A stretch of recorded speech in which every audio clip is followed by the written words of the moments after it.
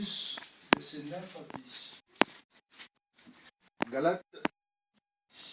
Galates chapitre 6, verset 9 à 10. Je lis au nom du Seigneur. Amen. Ne nous lâchons pas de faire le bien, car nous moissonnerons au temps convenable. Si nous ne nous relâchons pas, ainsi donc, pendant que nous avons l'occasion, pratiquons le bien envers tous, et surtout envers le frère en la foi. La Bible dit, pendant que nous en avons l'occasion. Ici, je vais reparler d'histoire de la mort des noms dans la ville de Béthanie. Et nous, dans les Seigneurs, Béthanie, c'était une ville en Jérusalem, donc en Israël, il y avait une ville appelée Béthanie. Dans cette ville vivaient Marie, Marthe et Lazare. C'est 3 personnes. Mais dans cette ville ici, il y avait des ennemis de Jésus. Quand Jésus s'est apparu, parmi les gens qui l'ont combattu, il y avait des gens de cette ville. Ils ne pouvaient pas recevoir Jésus comme Messie. Et tu vas constater, il y a eu des évasions que Jésus avait fait dans cette ville. Souvent, Jésus était dans cette ville et il prêchait la parole et il y avait des gens qui se levaient avec des pierres pour le lapider. Et Jésus s'est camouflé et il fouillait. Donc dans la ville ici, il ne l'aimait pas Jésus. Mais dans cette ville, il y avait une maison, la maison de Marie, Marthe et Lazare. Cette maison, c'était une maison mal réputée. La ville connaissait cette maison pour une mauvaise réputation. Mais ça fait que la ville qui n'aimait pas Jésus s'est trouvée ces 3 personnes, Marie, Marthe. Cette maison de Marie, Marthe, ils ont reçu Jésus. Amen. Hein? Amen. C'est comme ici à Montargis. Ce n'est pas tout le monde qui a la révélation de Jésus.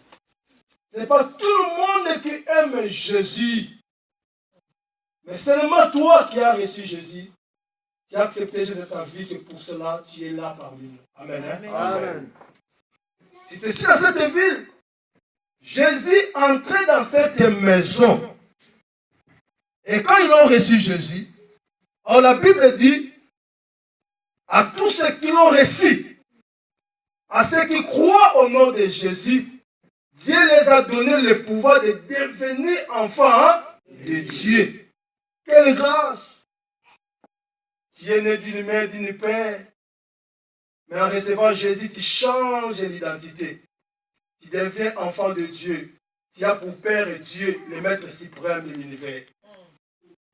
Le grand Jésus, quelle grâce! C'est pour cela recevoir Jésus dans ta vie, c'est une grâce merveilleuse. Beaucoup l'ont cherché par leurs efforts, n'ont pas pu. Mais voilà, dans cette maison mal réputée, il y avait une femme prostituée. D'après la loi, une femme prostituée, dorénavant, c'est une femme déjà maudite. Où il n'a même pas le droit d'aller à l'église. La loi était dure. Mais Jésus, quand il est venu briser la loi pour faire grâce au monde. À tout ce qu'il reçoit, qui que tu sois, il vient. Il accepte de venir pour que tu sois sauvé. Amen. Hein? Amen. Qui est Seigneur? Jésus. C'est pour cela, un jour, les pharisiens n'ont pas compris. Jésus a dit, mais non, c'est ceux qui sont malades qui ont besoin des médecins. Si toi, tu sais que tu n'es pas malade, tu n'auras pas besoin des médecins. Ceux qui ont le péché, ils ont le problème, c'est eux qui ont besoin de moi. Parce que moi, Jésus, je suis venu pour sauver les pécheurs. C'est pour cela que je l'ai dit, venez à moi, vous tous ceux qui êtes fatigués, chargés, je vous donnerai, Du repos. La maison a reçu Jésus. Mais quand tu reçois Jésus, Jésus entre dans ta vie, il bouleverse toutes choses. Quand Jésus entre dans ta vie, il te parlera de son royaume. Parce que le royaume des terrestres ne lui appartient pas. Mais il a un royaume, c'est lui le maître suprême. C'est pour cela qu'il a dit aux disciples, aux pharisiens, que mon royaume n'est pas de ce monde. Il a un royaume. royaume éternel, là où il y a la gloire, là où il y a la paix et l'abondance, là où il n'y aura pas de pleurs ni de graissements des dents. C'est pour cela, quand il entre dans la vie de l'homme, il parle du bonheur du royaume. Amen. Hein? Amen. Qui est Seigneur? Jésus. Jésus, il est entré dans cette maison. Mais ici, dans notre version, nous comprenons. Ici, on parle d'une maladie. Après, la maladie change à la mort. Mais Jésus, il parle du sommeil. Voilà. Donc Jésus ne parle pas le même langage avec les serfs de Lazare avec les autres. Si tu veux maintenant recevoir les secours de Dieu, il faut commencer d'abord à voir comme Jésus, à parler comme Jésus. Quand bien même tu es malade, toi tu te vois malade, mais Jésus te voit déjà guéri. Amen. Donc tu vas maintenant entrer dans la dimension de voir comme Jésus te voit. Et comme Jésus te voit déjà guéri, parce que c'est lui qui est la guérison, toi aussi commence à confesser la guérison. Là tu vivras la guérison de ta vie. Amen. Même si tu te trouves dans l'état de la pauvreté, la misère profonde, des problèmes. Mais quand Jésus te voit, il te voit déjà riche. Toi, maintenant, il faut commencer, malgré la misère, malgré la pauvreté, malgré les problèmes, il faut commencer à voir la richesse de Dieu et voir aussi la solution. C'est alors que tu vas appeler, verculer la solution qui est dans le royaume de Dieu pour venir se manifester à toi. Amen. Hein? Amen. Donc Dieu ne voit pas comme le monde voit. Tout le monde pleure. Lazare, mort. Mais comment c'est Jésus va nous dire qu'il dort? Il t'a dit c'est que toi tu confesses. Forcément Dieu aussi le confesse. Tu ne confesses pas ça. Alléluia. Amen. Je vais aller même plus loin. Même si tu te vois pécher, il y a des péchés qui te condamnent, qui te regardent. Quand tu te retrouves, tu te vois, c'est comme si par ces péchés-là tu n'es pas pardonné. Mais Dieu te voit déjà pardonné. Mais tu bloques ton chemin toi-même. Parce qu'il voit que tu te vois que péché, cela ne va pas te pousser à avancer avec Dieu. Cela va encore te faire reculer. Parce que quand tu te vois seulement le mal, ça va te faire reculer pour commettre aussi d'autres mal. Mais quand tu te vois déjà, je suis sauvé, je n'ai pas le péché à moi, je suis juste comme Dieu me voit, ça te poussera à avancer dans la justice de Dieu. C'est quelqu'un qui me comprend? Amen. Amen. Ici, dans cette maison qui ont reçu Lazare, écoutez-moi bien. Quand on a lu dans Galates, j'aimerais seulement te dire une chose. Là, Dieu te dit, ne lâchez pas, ne vous lâchez pas de faire du bien. C'est un conseil. Celui qui fait du bien, qu'il progresse à faire du bien. Parce que Dieu paye ceux qui font du bien. Dieu sait. Les biens payent, moi je te dis. Si tu ne le sais pas, moi je te dis. Continue, il encourage, il a dit, ne te lâche pas. Il a commencé à faire, ne lâche pas. Il dit qu'au temps convenable, il y a un temps de Dieu où Dieu va payer tout ce qu'on fait. Il payera cela. Ne pense pas que ce que tu fais là, c'est rien. Dieu tient compte de ça. Il tient compte. Il est Dieu, il n'oublie jamais bien fait. Amen. Dans cette maison de Béthanie qui ont reçu Jésus, la maladie est entrée. Les problèmes peuvent arriver. Tu es là, tu as des problèmes, tu sais. Ne pense pas que Jésus n'est pas avec toi. Non, il est avec toi. Amen. Tout ce qu'il t'a enseigné, tu dois la poser, tu dois la maintenir, tu dois la méditer. C'est la réalité, c'est oui et amen. Dieu ne ment jamais. Qu'est-ce que Dieu m'a dit? Il accomplira.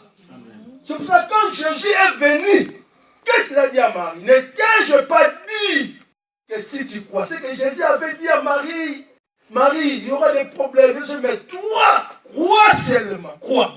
Quel que soit les problèmes, tu dois seulement croire. Crois. Jésus a déjà tout dit. C'est pour cela, ici, Lazare malade, les sœurs, ils ont fait bien. Pourquoi? La première démarche qu'ils ont fait, ils ont parlé à Jésus. Ils ont envoyé le message à Jésus. C'est ça la plus grande démarche pour ton problème. Je ne sais pas, toi là, tu as les problèmes. Je ne sais pas. Ça, si tu as déjà fait la première démarche. Il y a des gens qui ont des problèmes, mais leur première démarche qu'ils ont déjà fait, ils ont parlé partout. Tout le monde connaît. On a un bon problème. Même dans les villes, tout le monde connaît. Et Jésus vient en 3e ou à 5e position. C'est très dangereux.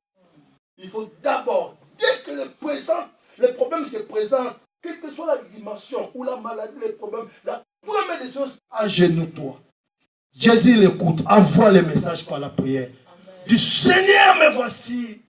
Les problèmes viennent d'entrer dans ma maison. La maison que je parle ici, c'est toi, tu es la maison de Dieu. C'est toi, tu es la maison. Tu es cher aux yeux de l'Éternel. quelque chose, ne pense pas que Dieu t'a oublié. Il connaît que tu es là. Il connaît. Toi, ce que tu vas faire. Avant de parler, blablabla à tout le monde, prends le temps de parler à Jésus. Et quand tu parles à Jésus, cherche aussi à écouter. Souvent, nous parlons, mais nous n'écoutons pas ce que Dieu nous dit. Dieu, quand il dit, il révèle aussi son temps. Dieu peut parler, mais il révèle son temps. Mais toi, tu veux seulement ramener Dieu dans l'obligation. Je te dis, Seigneur, tu imposes. On n'impose pas Dieu. La Bible dit, il est le maître des temps et des circonstances. Dieu n'a pas de conseiller, il est le Dieu qui se suffit à lui-même. Et balancer la main pour Amen. Ils ont envoyé les messages. Ils ont dit quoi? Lazare, ton ami que tu aimes est malade. Oh, gloire à Dieu. Ils ont révélé. Mais ici, Jésus dit quoi? Cette maladie, c'est pour la gloire de Dieu, c'est la réponse. La partie que tu vas retenir dans ta vie, ce qui va te sauver dans ton problème, c'est la réponse de Jésus, la réponse de Dieu dans ta vie. Amen. Mais qu'est-ce que toi tu retiens? Est-ce que tu as déjà retenu la réponse de Dieu? Cette réponse-là va augmenter ta foi. Ta foi ne restera pas la même, malgré la situation que tu as. Si Dieu dit que tu ne mourras pas, tu as la révélation, de dire que gloire à Dieu, je sais que cette situation prendra fin. Tôt ou tard, va finir. Parce que moi, j'ai écouté Jésus. Il m'a dit que je ne mourrai pas. La situation va s'améliorer. Reste calme. Tu as le secret en toi. Peut-être nous n'écoutons pas. Tu parles, blablabla, tu parles et tu n'écoutes pas. Mais là, quand tu n'écoutes pas, ça va te pousser toujours à commencer à pleurer. Et te pleurer va faire que tout le monde ne puisse l'écouter. Le problème, c'est qu'il est là aussi. Quand Jésus parle et quand tu écoutes, il faut saisir ce que tu as écouté. Ta foi soit fondée à ce que tu as écouté. Qui t'a dit que tu es pauvre? Tu as déjà prié à Dieu que tu es pauvre.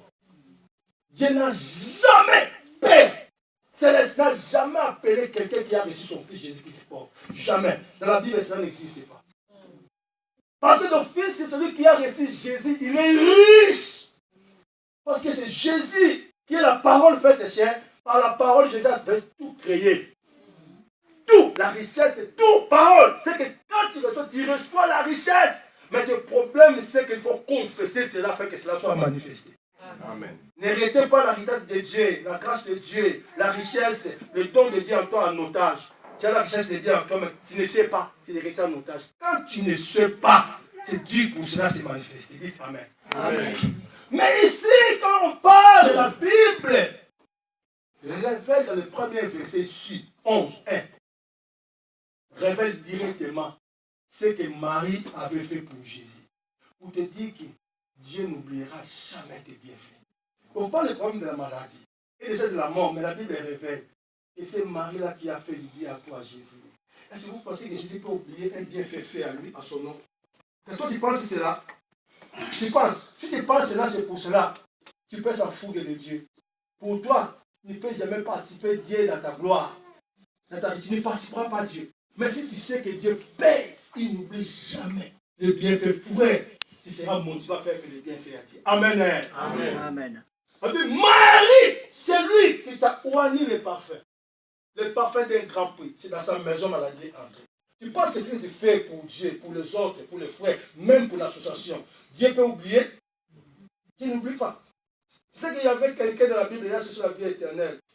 Mais la vie éternelle lui a été refusée de jeune homme riche. Pourquoi? Parce qu'il n'a pas voulu servir les pauvres. Les pauvres, c'est seulement que tu vois. Mais toi, tu le fais déjà ici. Chaque samedi, tu donnes ton temps ici pour faire les bénévoles. Tu sais que Dieu va t'oublier. Il dit que celui qui donne à l'orphelin, il prête à l'éternel. Celui qui n'écoute pas les cris des pauvres, même lui-même quand il plaira, Dieu ne l'écoutera pas. Voilà l'importance que Dieu donne aux pauvres. Toi, tu penses comment? Amen. Amen. Qui est Seigneur? Jésus. Qui est Seigneur? Jésus. Ils ont fait du bien à Jésus. Et au nom de Jésus, par Jésus, ils sont arrivés à cette maison de recevoir 12 disciples dans leur maison. Bien, mais écoutez, Bethanie, c'est une maison qui reçoit l'âme. Toute la ville haïssait Jésus. Il y avait souvent des prières, comme ici à Montargis. Mais cette maison reçoit Jésus. C'est que les gens de cette ville savaient que Jésus, là que nous haïssons, il entre dans cette maison. Il croit à Montargis. Tout le monde ne peut pas croire à notre Dieu. Ils vont parler des sectes. Mais du moins, nous qui avons Jésus-Christ, hein, nous devons les démontrer. On doit être fiers de Jésus. Ne cache pas Jésus sous ton lit. Non. Il est la lumière, il va briller en toi. Il faut que tu sois fier de Jésus. Que les gens sachent que toi tu pries Jésus.